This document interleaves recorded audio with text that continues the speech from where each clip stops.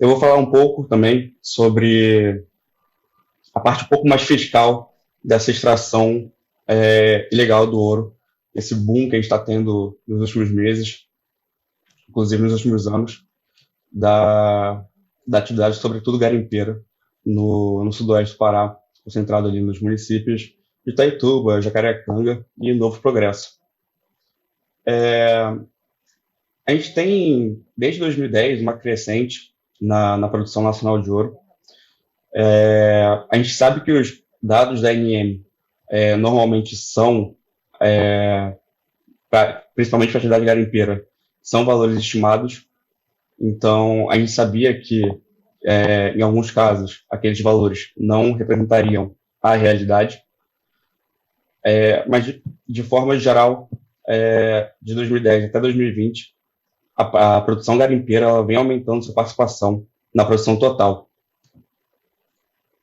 Os principais polos, pode passar, por favor.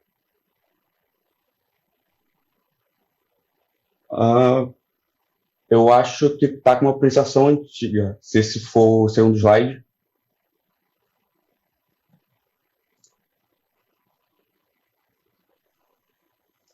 Bruno, tem outra apresentação? Eu encaminhei para o Gonçalo hoje de manhã. Essa é antiga? Eu dei uma atualizada nela. Só um instantinho, então, que a gente vai procurar aqui. Você consegue encaminhar para a gente novamente a última versão? Consigo? Pelo Gonçalo também? Isso. Peraí. Ou, Bruno, você também pode compartilhar a sua tela. O que você prefere? Por mim, tanto faz. Eu acabei de compartilhar aqui. Tá carregando. Deixa eu ver aqui.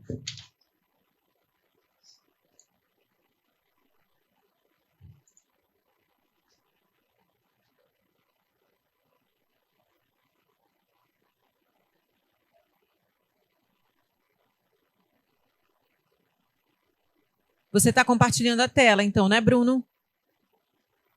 Não, posso compartilhar? Que eu acabei de enviar para o Gonçalo. Já recebemos. Acabamos de receber aqui. Então, a gente vai exibir daqui, tá? Só um instantinho. Ok. Só o tempo. Você quer ir falando alguma coisa enquanto a gente ajeita aqui? Posso? Só queria dizer também, ouvindo um pouco do diálogo dos outros participantes, talvez o estado do Pará seja hoje o principal polo de mineração quando a gente fala em qualidade de minério, seja ele minério de ferro, seja ele ouro. Cabe pensar como esses recursos estão sendo geridos, sobretudo da CEFEM, como do IOF Ouro, que vai ser um ponto que eu vou abordar um pouquinho mais para frente. Mas aquela imagem do Rio Madeira, das balsas, não é uma exclusividade do estado do Amazonas. O Rio Tapajós também está completamente tomado pela atividade garimpeira. Quando a gente questiona a Agência Nacional de Mineração, ela mesma, às vezes, se coloca na posição de uma agência de fomento e não de uma agência reguladora. E isso vai acabando permitindo que a atividade garimpeira ela avance cada vez mais. A gente tem hoje, no Brasil como um todo, nenhum controle sobre a garantia da origem do ouro.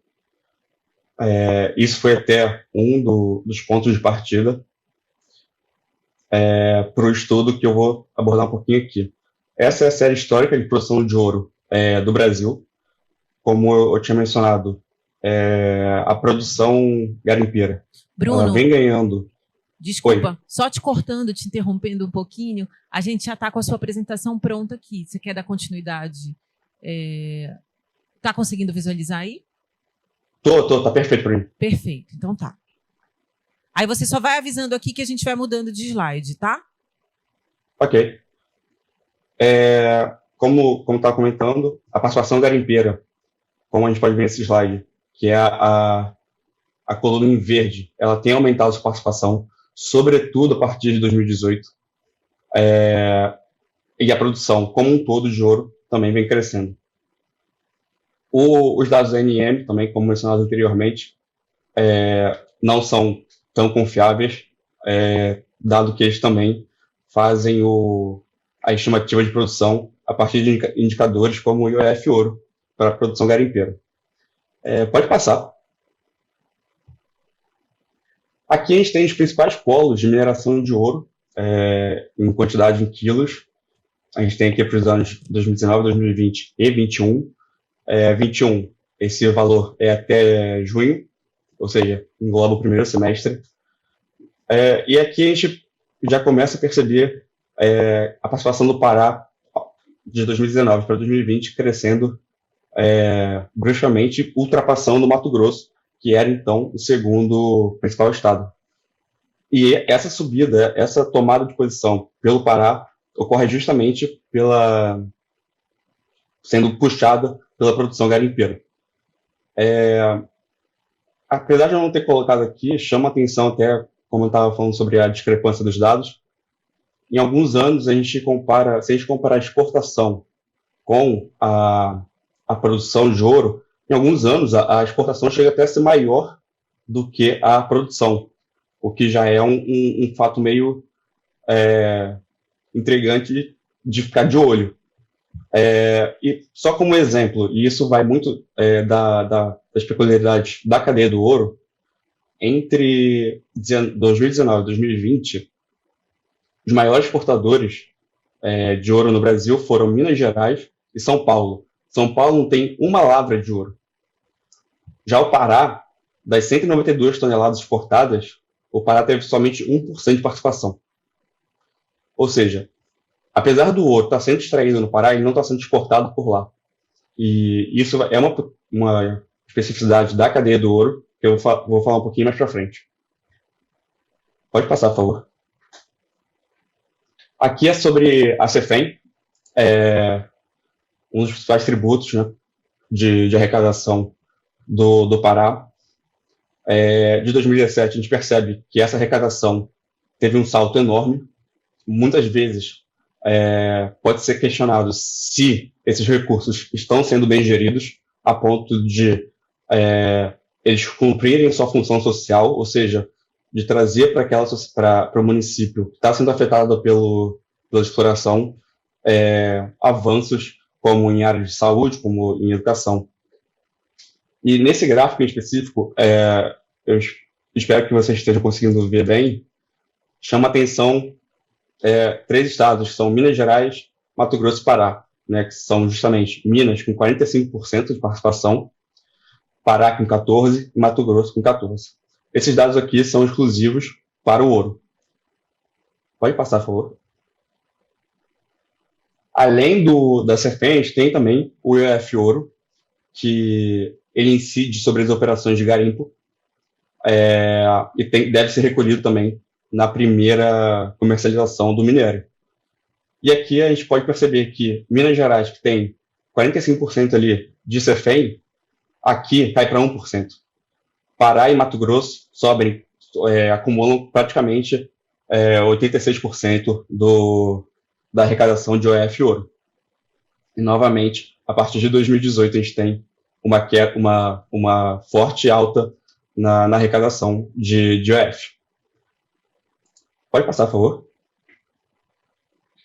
Aqui é uma contextualização de âmbito geral. O que fez a gente ter essa guinada na exploração está sendo chamada pela nova corrida do ouro. Fatores externos, a gente tem a pandemia, que gera uma desconfiança maior nos investidores, isso falando em forma global. E, normalmente, a saída, uma busca o ouro, já devido à sua liquidez diária, ser mais forte do que algumas moedas, e a forte valorização do dólar em relação ao real, que facilita as exportações de ouro.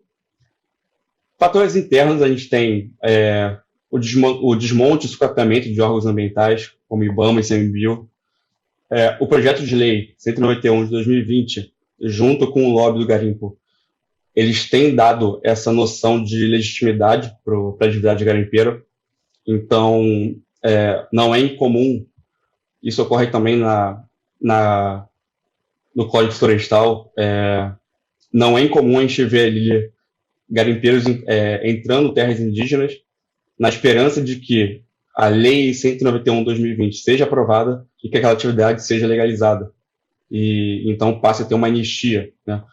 Como ocorreu em 2008, por exemplo, para quem tinha desmatamento ilegal. Mas o principal aqui, e é o que a gente entende como o ponto que tem que ser mudado de forma urgente, até então não tinha nenhum processo minerário. Só que constava lá evidências de atividade garimpeira e até mesmo de exportação. Pode passar, por favor. Esse gráfico é só uma comparação, e a gente aqui destaca que o Pará é basicamente o epicentro dessa lavagem do ouro, ou seja, os processos utilizados para esquentar o ouro são no Pará. Em amarelo, a gente tem o potencialmente ilegal, que é justamente aquele ouro que a gente não consegue afirmar se saiu de fato de dentro do processo minerário. E em cinza, a gente tem uma situação que é provavelmente sigilo minerário. Grandes empresas de Minas Gerais, focadas em escala industrial, elas podem solicitar esse sigilo, e então as informações, a gente não consegue georreferenciar o processo minerário de cada empresa. E por isso essa grande fatia de não disponível. Pode passar, por favor. Aqui a forma como o ouro é esquentado, né, ou seja, as duas principais formas já conhecidas e que estão em prática ainda, a primeira delas é por parte do garimpeiro, indicando uma origem fictícia daquele ouro, ou seja, se o garimpeiro minerou o ouro, por exemplo, na terra indígena Munduruku, ele pode simplesmente chegar num posto de compra de ouro, numa DTVM, e indicar um processo legal, já que na maioria das vezes a DTVM não faz a verificação. E a segunda situação ficou muito em evidência, principalmente na operação Dilema de Midas, de 2019, onde a própria instituição financeira já possui um banco de dados de processos minerários para lavar o ouro, ou seja, o garimpeiro pode chegar ali sem qualquer processo minerário que sustente a lavra do ouro, que a própria DTVM se encarrega de fazer isso. Aqui a gente tem uma situação que está se agravando e a gente não vê com bons olhos isso, que é a briga entre estabelecimentos comerciais e DTVMs. A Lei 7.766, de 89, determina que o ouro de garimpo, desde a extração, seja considerado como ativo financeiro. E por isso ele deve ser vendido numa DTVM. O que a gente encontra hoje, isso é público, na base de dados da CEFEM, são diversos estabelecimentos comerciais fazendo a arrecadação, fazendo esse recolhimento. Ou seja, por si só, isso já não deveria ser permitido. Só que a gente percebe que eles estão ganhando força, estão ganhando participação no mercado. Então, pode passar, por favor. Aqui, nesse gráfico, de 2019 até 2021, claro, 2021 são dados parciais, a gente percebe o aumento da participação desses estabelecimentos comerciais. Ou seja, estabelecimentos que não são autorizados a realizar a compra do ouro. Eles não são fiscalizados pela ANM, não são fiscalizados pelo Banco Central. Mas por que eles fazem a declaração da CEFEM? Justamente para trazer o tom de legalidade para o ouro. Só que isso acaba também gerando um outro fator. Será que esses estabelecimentos estão arrecadando o IOF de ouro, já que não se trata de uma operação financeira? Eu vou trazer isso daqui 2 slides, mas só para... Pode passar, por favor. Eu só queria fazer um adendo que não há uma concentração de transações ilegais em determinado agente. Por exemplo, entre os recolhedores da CEFEM, tanto os ETVMs quanto os estabelecimentos comerciais, a gente percebe que eles compraram ouro ilegal. Então, não é de regra de que estabelecimentos comerciais comprem só ouro ilegal. A gente não define assim e não vê a situação desse jeito também. Tanto que esse gráfico mostra que quase 90% do ouro ilegal foi comprado por DTVMs e também por cooperativas, que existe essa dúvida se cooperativas poderiam ou não fazer a arrecadação da CEFEM, só que o que a gente tem hoje é de que elas estão fazendo. Então, tanto fazem como vendem também. Então, a gente admitiu esse grupo separando de estabelecimentos comerciais. Pode passar, por favor. Aqui a gente tem, voltando naquele ponto do ouro mercadoria e ouro ativo financeiro, a concessão de lavra, o ouro não é tido como ativo financeiro. Ele é enquadrado como ouro mercadoria. E por isso, só vai arrecadar a CEFEM. Já a PLG, não. A PLG, como o ouro é ativo financeiro, desde a sua extração até a venda, ele deve ser também recolhido o IOF ouro. Mas como a gente tem essa crescente participação de estabelecimentos comerciais, será que eles estão fazendo essa arrecadação de IOF ouro, como deveriam? A arrecadação de PLGs, isso aqui somada de CEFEM com o IOF ouro, em 2019, foi de 33 milhões. 2020, 93. Só que a gente estima que, se esses estabelecimentos comerciais estivessem arrecadando o IOF ouro, a arrecadação em 2019 deveria ser de 2,3 milhões a mais. E em 2020, 8 milhões a mais. Ou seja, existe um déficit que provavelmente esses estabelecimentos comerciais não estejam fazendo a arrecadação do IOF ouro. Ou seja, eles incidem em legalizar o ouro ilegal, fazer a arrecadação da CEFEM para dar uma aparência de legalidade, o que também não poderia ser feito, e ainda não estão tratando do recolhimento do IOF ouro. Isso gera, até mesmo para os estabelecimentos comerciais, uma margem maior de negociação com o garimpeiro. A maioria da lógica do garimpeiro ali, você vai ter que ele vai procurar o maior valor de compra do ouro para vender. Nesses casos, os estabelecimentos comerciais conseguem ter uma margem maior de negociação justamente por não ter que pagarem esse IOF ouro. Por isso, a nossa preocupação da crescente participação deles na cadeia nacional do ouro, principalmente de garimpo, e que eles não têm a fiscalização direta de nenhum órgão. Aqui, pode passar, por favor, o slide? Um print do site da ANM de como é feita o recolhimento da CEFEM, de PLG. No caso aqui, eu fiz uma simulação daqui da minha cidade. Eu citei um processo minerário que tem o título, que autoriza a exploração, um CNPJ de uma comercial, de um estabelecimento comercial, botei um telefone qualquer, um e-mail qualquer, e a quantidade de ouro. E o site não me bloqueou, o site permite tranquilamente emitir essa guia e juntar ali com uma nota fiscal que traria a noção de legalidade do ouro. Na nossa visão, isso aqui deveria ser bloqueado, ou seja, apenas DTVMs e mineradoras deveriam ter acesso a esse sistema.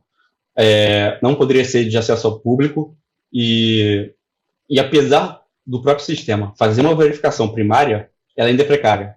Ou seja, nada impede de eu colocar aqui um processo minerário com a PLG já extinta, ou seja, e que não está mais válida, e usar ela para lavar o ouro. Ou seja, por mais que esse processo tenha o título de PLG válido de 2015 a 2018, eu posso chegar hoje, em 2021, e usar ele para esquentar esse ouro. Pode passar, por favor. Por fim, esse é o último slide, ele demonstra um pouco a concentração desses agentes do responsável pela lavra e do comprador. A gente percebe a concentração aqui de 3 principais compradores, né, ou seja, de 3 principais instituições financeiras, comprando ouro ilegal de principalmente 6 mineradores, ou seja, 6 responsáveis pela lavra. Esses dados aqui foram até os que estimularam o Ministério Público Federal a gerar uma ação civil pública. Essas quantidades de ouro aqui são justamente a quantidade ilegal que foi comercializada entre 2019 e 2020. E até então, nada se tinha feito. Para a ANM, não haveria irregularidade e a cadeia do ouro poderia continuar seguindo do jeito que está. Outro fato que chama a atenção desse gráfico que é a coletivização do prejuízo socioambiental perante a concentração dos lucros. E que, na maioria dos casos, esse lucro não movimenta a economia do município. Esse lucro não vai ficar concentrado ali em Itaituba, não vai ficar para a população de Jacareacanga ou Novo Progresso. Esse lucro vai para São Paulo, que é onde a maioria das sedes das instituições financeiras estão. E o prejuízo socioambiental gerado pelo garimpo, só para vocês terem uma ideia, ele pode ficar em torno de 16 bilhões.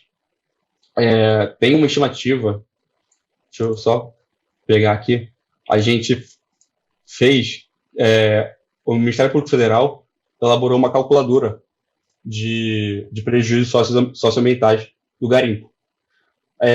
As 6,3 toneladas de ouro ilegal que a gente encontrou, elas podem gerar um prejuízo entre 16,4 e 46,4 bilhões de reais. A maior responsável por esses danos são da contaminação de mercúrio, que vai ficar com 85% desse valor, e logo em seguida o impacto do desmatamento com 7,6%. Reparem, o valor mais conservador é de 16,4 bilhões. O Brasil, com a CEFEM e o EF Ouro, em 2019, 2020, arrecadou apenas 640 milhões. Ou seja, esse prejuízo está sendo coletivizado, está ficando para a população local. Esse prejuízo não está sendo coberto nem pela CEFEM e nem pelo EF Ouro. Como soluções, como formas de solucionar esse sistema, a gente pensa que, de forma urgente, a ANM precisa criar um sistema eletrônico de nota fiscal com identificação completa. É necessário que seja também integrado sistemas entre diferentes agências governamentais, como Receita Federal, Banco Central, IBAMA, além da própria ANM, para que se faça esse monitoramento constante da cadeia do ouro. Para vocês terem uma ideia, essa metodologia que a gente adotou não foi gasto nada, tudo dados públicos, inclusive as imagens de satélite. Então, só demandaria da ANM boa vontade de fazer, né? Ou seja, sair da inércia e começar a desenvolver um sistema. E, sobretudo, por fim, que é a reforma da legislação minerária para extinguir de vez a garantia da origem do ouro, baseado na palavra do vendedor e na boa-fé do comprador. Pode passar, por favor. Queria agradecer a todos pela presença e se alguém tiver alguma dúvida, qualquer coisa, pode levantar. Estarei aqui para responder.